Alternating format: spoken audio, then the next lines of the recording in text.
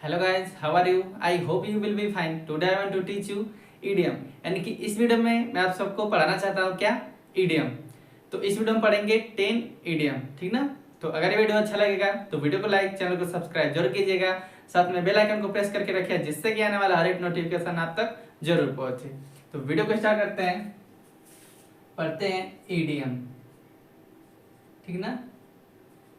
Idiom means होता क्या है? कहावत। कहावत ऑब्लिक मुहावरा, ठीक ना? इडियम मीन्स कहावत या मुहावरा। तो इसके पहले हम सब पढ़ चुके हैं 70 इडियम, ठीक ना? यानी कि इसके पहले पढ़ चुके हैं 70 इडियम। इस वीडियो में पढ़ेंगे 71 to 80, ठीक ना? यानी कि 71 से 80 तक, यानी कि 10 इडियम एक एक वीडियो में पढ़ते हैं। तो इडियम नंबर 71, इडियम नंबर 71 है खुशी और गम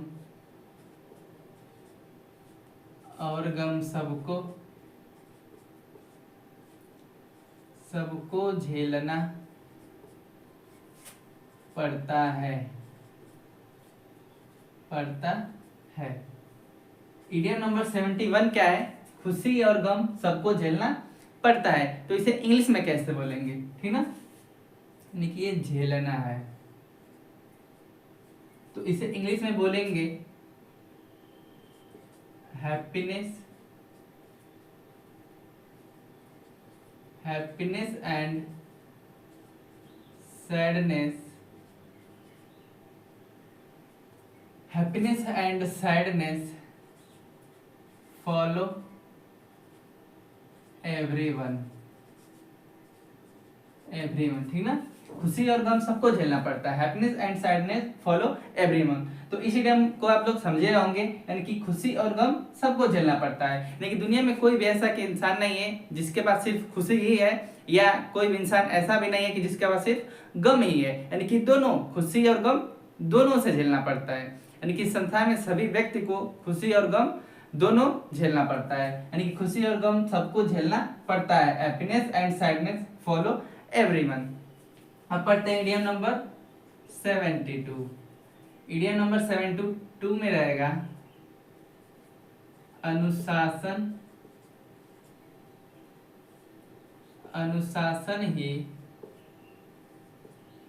देश को महान बनाता है।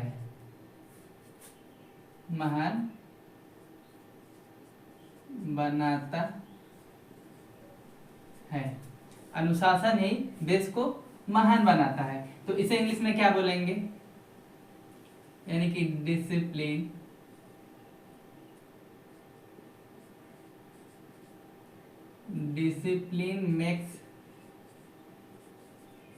Makes the great country. यानी कि अनुशासन ही देश को महान बनाता है। Discipline makes the great country, ठीक ना? तो ये बहुत ही आसान है। यानी कि अनुशासन ही देश को महान बनाता है। अनुशासन में रहने वाले व्यक्ति अनुशासन में रह के बहुत ही ऊंचे कामयाब तक पहुंचते हैं, जो कि देश को उनकी वजह से देश महान बनता है। यानी कि अनुशासन ही देश को महान बनाता है। जहाँ अनुशासन नहीं वहाँ कुछ भी नहीं। तो discipline makes the great country. अब पढ़ते हैं इडियम नंबर 73। इडियम नंबर 73 में रहेगा न बाप बड़ा न भैया सबसे बड़ा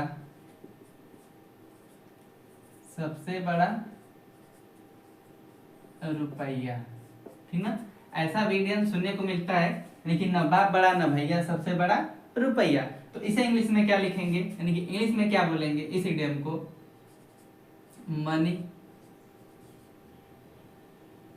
money is Paramount in life.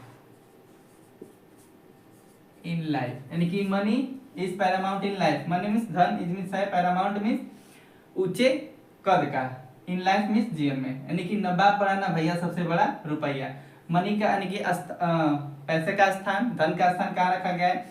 सबसे ऊंचे दर्जे में, ऊंचा दर्जा, पैरामाउंट मीन्स ऊंचा दर्जा का, यानी कि नवाब पढ़ाना भैया सबसे बड़ा रुपया। आजकल की डेट में क्या है कि नवाब पढ़ाना भैया सबसे बड़ा रुपया, यानी कि money is Paramount in life, ठीक ना।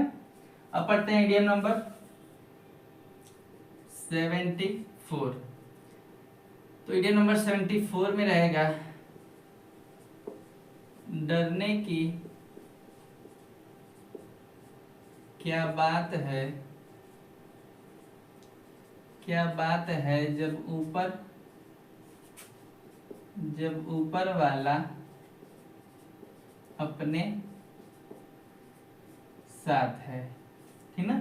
इडियम नंबर 74 क्या है? डरने की क्या बात है जब ऊपर वाला अपने साथ है। तो इसे इंग्लिश में क्या बोलेंगे? ये है डरने, ठीक ना। तो इसे इंग्लिश में बोलेंगे it's no need to fear, it's no need to fear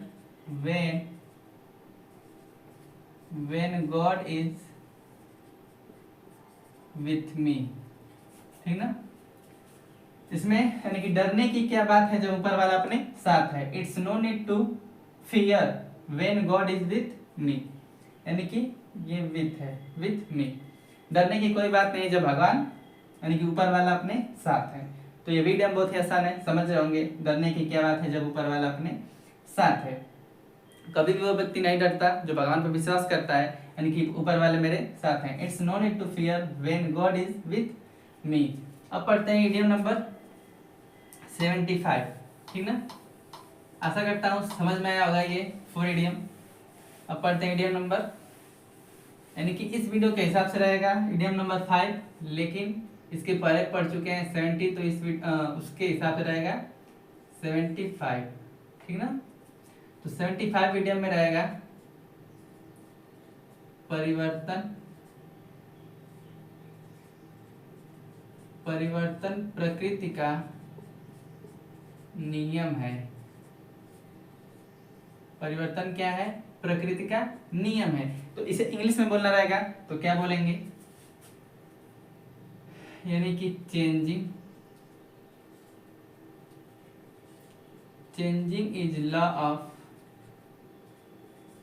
of nature, ठीक ना। ये थोड़ा कुछ डायरेक्ट लग रहा है, यानी कि इडियम में डायरेक्ट नहीं लिखा जाता, कुछ चेंज रहता है। इंग्लिश में चेंज, हिंदी में चेंज और इंग्लिश में भी चेंज। तो परिवर्तन प्रकृति का नियम है, changing is law of nature. इस इडियम को भी आप लोग समझ रहे होंगे, यानी कि किसमें?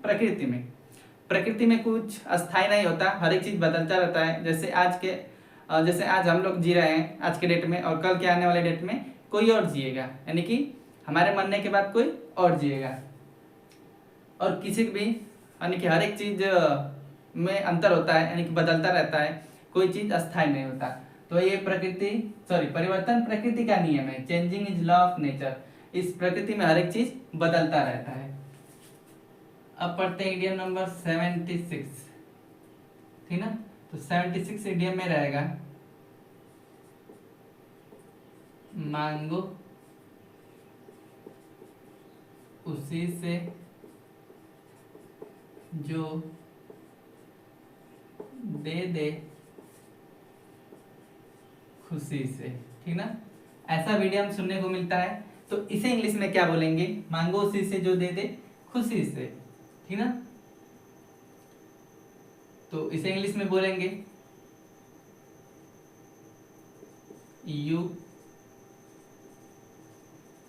you should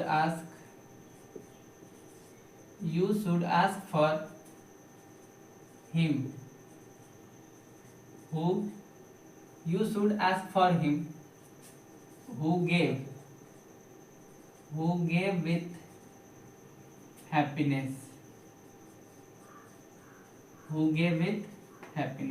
यानी कि उसी से मांगो जो खुशी से दे, यानी कि मांगो उसी से जो दे खुशी से, यानी कि उसी व्यक्ति से मांगना चाहिए, उसके आगे मुंह खोलना चाहिए जो खुशी से दे। ये नहीं कि उस व्यक्ति से मांगे जो देने के काबिल ना हो, यानी कि दे भी तो बड़बड़ा के, है ना।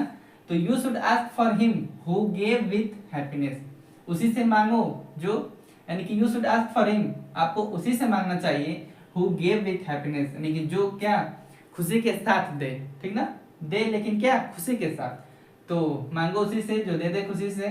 समझ रहे होंगे इस इडियम को, you should ask for him who gave with happiness. अब पढ़ते हैं इडियम नंबर 77। तो इडियम नंबर 77 में रहेगा जैसा बाप वैसा बेटा, ठीक ना। ऐसा इडियम सुनने को मिलता है, जैसा बाप वैसा बेटा। तो इसे इंग्लिश में क्या बोलेंगे, लाइक फादर लाइक सन, लाइक फादर लाइक सन, ठीक ना। तो ये भी डायरेक्ट है, यानी कि इसका इंग्लिश, हिंदी का इंग्लिश बनाया गया है जैसा बाप वैसा बेटा, लाइक फादर लाइक सन, जैसा बाप वैसा बेटा। यानी कि इस इडियम का मतलब, यानी कि कोई बच्चा है तो वो ऐसा ही बनना चाहता है जैसा उसके पिता, ठीक ना, यानी कि जैसा उसके पिता रहेंगे वैसा ही वो भी उनके रंग में ढलेगा, जैसा बाप वैसा बेटा। लेकिन ऐसा नहीं होता है, इडियम तो बना गया है तो उसे पढ़ना ही है, लेकिन आज के डेट में कुछ ऐसे भी होते हैं कि जिनके पिता सही नहीं रहते हैं पर बच्चे सही निकल जाते हैं, कुछ लोगों के, और कुछ यानी अधिकतर लोगों के जैसा बाप वैसा बेटा ही रहते हैं, यानी कि जैसा बाप वैसा बेटा, लाइक फादर लाइक सन। तो इडियम बनाया गया है तो इसे पढ़ना ही है, ठीक ना। तो अब पढ़ते हैं इडियम नंबर 78। इडियम नंबर 78 में रहेगा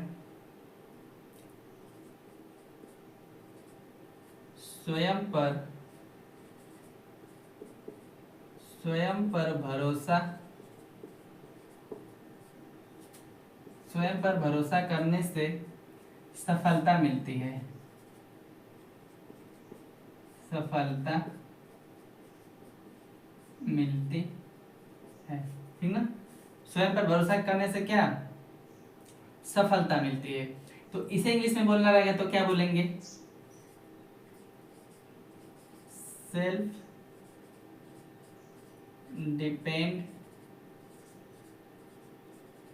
लीड्स टू सक्सेस, ठीक ना।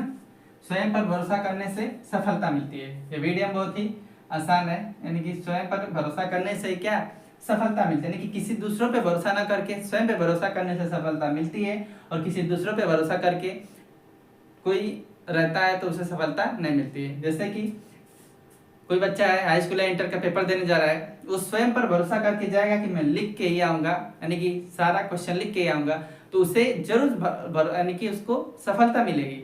लेकिन किसी और पे वो डिपेंड है, आश्रित है किसी और पे कि नकल कराएंगे तब हम पास होंगे, तो उसको सफलता नहीं भी मिल सकती है, और स्वयं पर भरोसा करने से सफलता जरूर मिलती है। तो self depend leads to success. अब पढ़ते हैं इडियम नंबर 79। Idiom number 79। तो इडियम नंबर 79 में रहेगा मन के हारे हार और मन के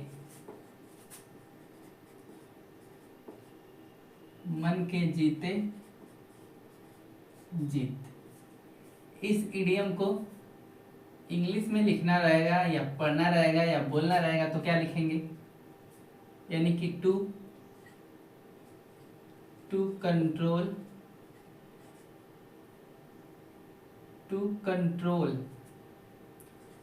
on is the greatest victory, ठीक ना। मन के हारे हार मन के जीते जीत, to control on is the greatest victory. इस इडियम का मतलब क्या है, यानी कि मन के हारे हार मन के जीते जीत। जैसे कोई किसी भी काम को करने में अपने मन को, यानी कि हार गया है पहले से ही, यानी कि अपना मनोबल गिरा चुका है कि मैं ये काम नहीं कर सकता, तो बिल्कुल वो काम नहीं कर पाएगा। लेकिन अपने मन में ये भरोसा रखा है कि मैं इस काम को जरूर करूंगा, यानी कि मन के जीते जीत मैं जीत के रहूंगा इस वर्क में, तो वो यानी कि उसका मनोबल बढ़ जाएगा और वो जरूर जीतेगा। तो मन को जैसा रखेंगे वैसा काम होगा। हारना मन में ले लिए हैं तो जरूर हार जाएंगे, और जीतना ले लिए हैं तो जरूर जीतेंगे। यानी कि to control own is the greatest victory, मन के हारे हार और मन के जीते जीत। अब पढ़ते हैं लास्ट इडियम, इडियम नंबर 80, ठीक ना। इडियम नंबर 80 में रहेगा लालच बुरी बला है, ठीक ना। ये इडियम बहुत अधिकतर सुनने को मिलता है। लालच क्या है? बुरी बला है, यानी कि ग्रीड इज ऑलवेज बैक। लालच क्या? बुरी बला, यानी कि ग्रीड इज ऑलवेज बैक। लालची व्यक्ति क्या? हमेशा पीछे रह जाते हैं, यानी कि ग्रीड इज ऑलवेज बैक। लालच क्या है? सदैव पीछे ही रहता है। लालच बुरी बला है, ठीक ना। बुरी बला का मतलब किसी का सामान देख के लालच नहीं करना चाहिए, ठीक ना। Greed is always back. Greed क्या है? लालच क्या है? हमेशा यानी कि सदैव, बैक मीन्स पीछे, पीछे ही रहता है, ठीक ना। तो ये था इडियम नंबर 80। इस वीडियो में पढ़े 71 to 80 इडियम। तो किसे किसे अच्छा लगा ये वीडियो कमेंट में जरूर बताइएगा। मिलते हैं नेक्स्ट वीडियो में एक नए टॉपिक के साथ, तब तक के लिए राधे राधे।